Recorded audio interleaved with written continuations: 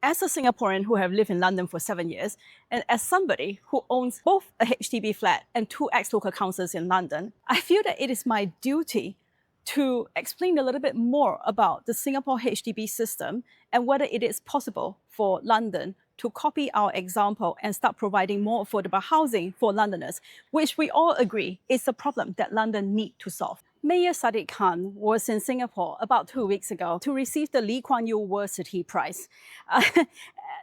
He also used this opportunity to tour around the city to learn from certain aspects of Singapore life that might work in London. Immediately, he received quite a lot of criticism, both from the British and the Singaporeans and even the Hong Kongers, which is quite unusual because it's very hard to unite the Singaporeans and the Hong Kong people. But Sadiq Khan managed to do that. So I'm going to talk about some statistics as to whether objectively Singapore is better at providing affordable housing for its residents and citizens as compared to London and the UK. Home ownership in Singapore, 91%. Home ownership in London, between 46.7 to 51%. Home ownership in the UK in general, 65%. So yes, objectively, Singapore is better at getting people on the property ladder. But what is even more important is house to income ratio. But first, I need to explain that broadly speaking, there are two different types of accommodation in Singapore. So you have the HDB flat behind me, which is developed by the government and is heavily subsidized. And then you have the private condominiums or houses that are privately developed. And a lot of the time, the condominiums would come with facilities such as gym, swimming pool, and some of them might even have sauna and tennis court. So these are not subsidized. 77.2% of residents in Singapore, and these are Singaporeans, Singapore permanent residents, as well as people who come here to work, live in a HDB flat. So this is the default way of living in Singapore. House to income ratio, and I'm going to distinguish between HDB flat and private condominiums in Singapore. House to income ratio in Singapore for HDB flat, 4.3 to 4.7 times median income. But for private condominiums and private houses, is 13.7 to 16.9 times in Singapore. What about London and UK in general? So home to income ratio in London, 10.6 to 13.9 times in London. So objectively speaking, private apartments in Singapore are less affordable as compared to houses in London in general. If it's not without government subsidies here, it will put a serious financial strain on 77% of the population here in Singapore. Also, just for completeness sake, house to income ratio in the rest of UK, 7.9% in the rest of England, 5.4 times in Wales, 5.3 times in Scotland, and 4.6 times in Northern Ireland. So in that sense, HDB flats in Singapore are as affordable as housing in Northern Ireland.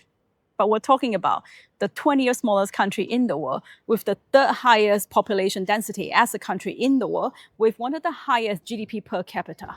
And yet they still manage to achieve 91% home ownership in a dense country. How does that work? First, we have to talk about HDB. HDB, Housing Development Board, was set up in the 1960s to replace the British era SIT, the Singapore Improvement Trust. At that time, it was set up with the aim of providing clean and safe accommodation for the lower social income people. You have to remember, Singapore at that time was still reasonably undeveloped, and a significant percentage of population actually live in slums. We're talking about dirt floor, wooden houses, tin roof, fire spreads out easily because it's a tropical country and you're building houses out of wood. And it is also a public health crisis. We live in a tropical country. You can imagine in an environment like this when there's no running water or clean toilet, diseases spread easily. So there is that sense of urgency in building HDB flats so that you at least target the public health crisis. There is no official record, but I know there were a lot of resistance for people to move to HDB flats back then. This is just anecdotal examples that I hear from my late grandmother, that when people were relocated from slums to HDB flat, quite a lot of people refused to do that because they have built up a community in their slum village, and houses like this were considered sterile and lack of community connection. So it was not without resistance, but Singapore managed to solve the problem. So I will keep coming back to the theme of solving problem whenever I talk about Singapore. When HDB flats were first built, they were for rental only for lower social income families. And in 1964, HDB allows some family to buy the HDB flats, and that's how it started. Over the past 50 to 60 years, the HDB policies and how flats were built have evolved with the increasing in wealth in this country, as well as the changing demographic and social norm. It's a bit of a too long don't read, so if you would like to geek out on things like this, like housing policy, affordable housing policy, I'm going to put the link from HDB below in my comment section so that you can get it straight from the horse's mouth. What is relevant to our video today is, if HDB flats are so affordable, why wouldn't market forces East London HMO landlord buy them up and basically start renting them out and make money and build a property empire? I will tell you all about HDBs that you need to know to understand the overall context and also the system that allows Singapore to achieve such a high home ownership ratio with such a low home to income ratio. HDB flats come with a 99-year non-renewable lease. I know there are some content creators in the UK criticize this non-renewable lease part, but understand the policy behind it, right? So if you are building heavily subsidized flats to provide accommodation and shelter for your population, why does the lease need to be longer than 99 years anyway? Because if, let's say, you're allowed to buy a HDB flat when you are 21 years old, which is the youngest age you're allowed to buy a HDB flat anyway, it's unlikely for you to live till 120. And even if you do live till 120, what are the chances of you being able to live independently in your own flat when you're 120? So the 99-year lease is pretty much just tied to human longevity, at least based on what we have now. Maybe in the future, people will live till 250 years or who knows. So I personally agree with the Singapore government policy of not allowing you to renew your 99-year lease. So you can imagine the shock I have when I first moved to London. And to all the Singaporeans watching this video, you are allowed to renew your lease in London. Can you imagine? I was like, so what's the point of leasehold versus freehold anyway? So anyway, in the British context, a HDB flat, the freeholder would be the HDB, which is parked under the Ministry of National Development, which is part of the Singapore government. And you as a flat owner is a leaseholder.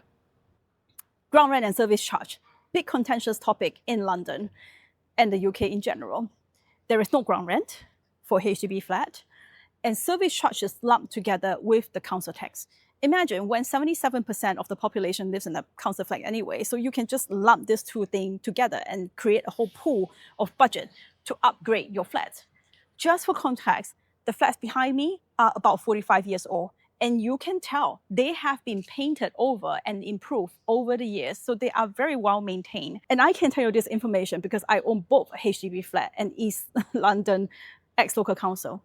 My council tax, as what they call town council fees in Singapore, for my HDB flat, it is a small 3-room flat measuring a little bit less than 600 square feet, is 50 Singapore dollar per month.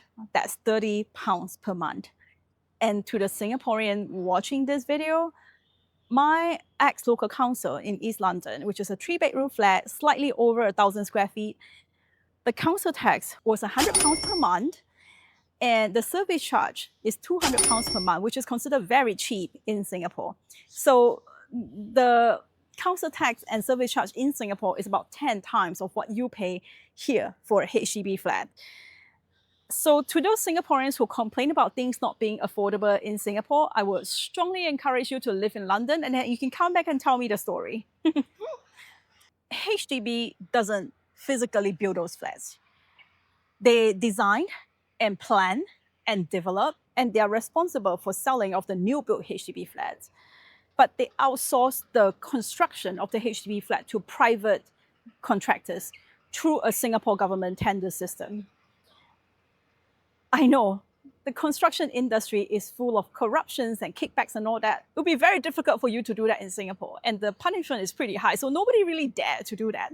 I might do a longer video about the Singapore government tender system, which I think is the Singapore secret sauce. That one is a bit of a geeky video, so if you would like to learn more about it, leave a comment below, because this is from somebody who used to have to respond to Singapore government tender when I was working in an architecture firm, so I know all about it. But anyway, back to today's topic about HDB flat.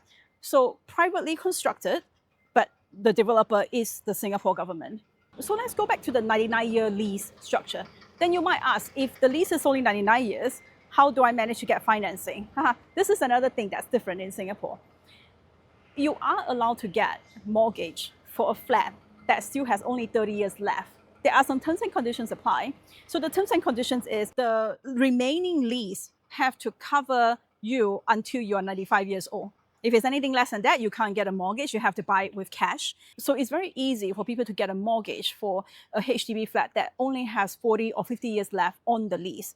To the Singaporean viewers, in London or in the UK, it will be very difficult for you to get a mortgage for a property that has only 80 years left on the lease. So the financing makes HDB flat more affordable as well. The next big advantage that HDB board has in building HDB flat is because planning permission time is heavily reduced. You have to understand, Singapore approached urban planning and town planning very differently from the UK and London. Singapore is a nation state, which means we don't have the distinction between national government versus state government. And also, Singapore government master plan every piece of land, everything you see behind me and in front of me and on both sides for 50 years.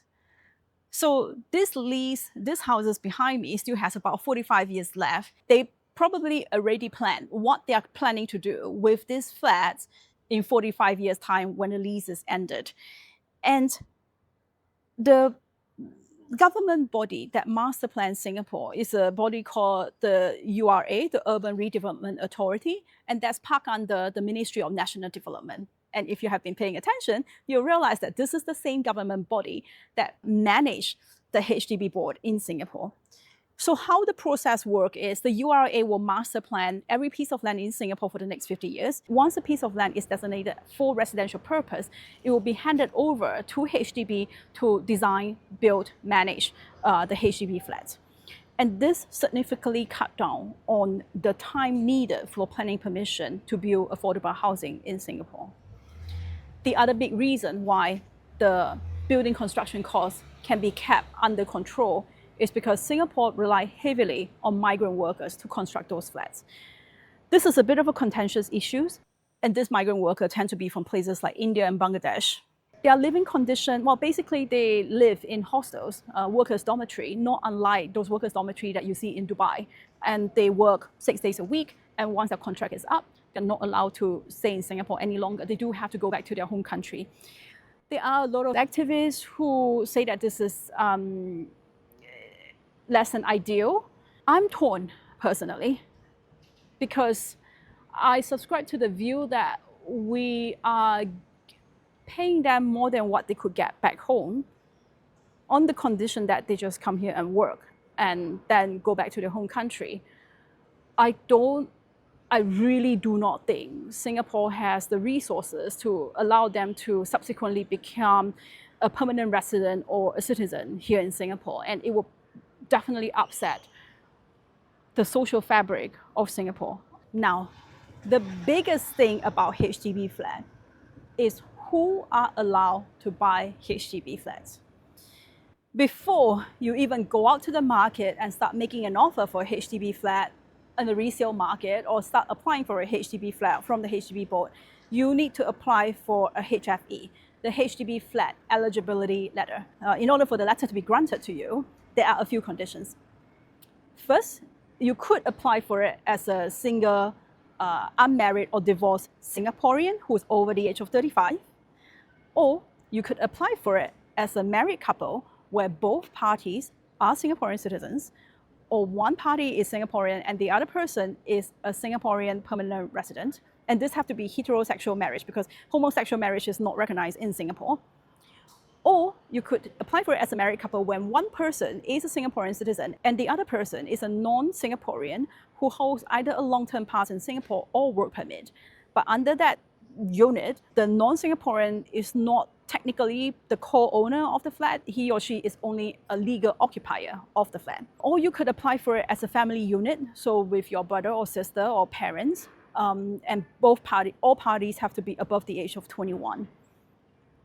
And also, none of the parties involved are allowed to own a property somewhere else in the world or in Singapore. So let's just say, hypothetically speaking, you are a Brit and you marry a Singaporean and you would like to buy a HDB flat in Singapore.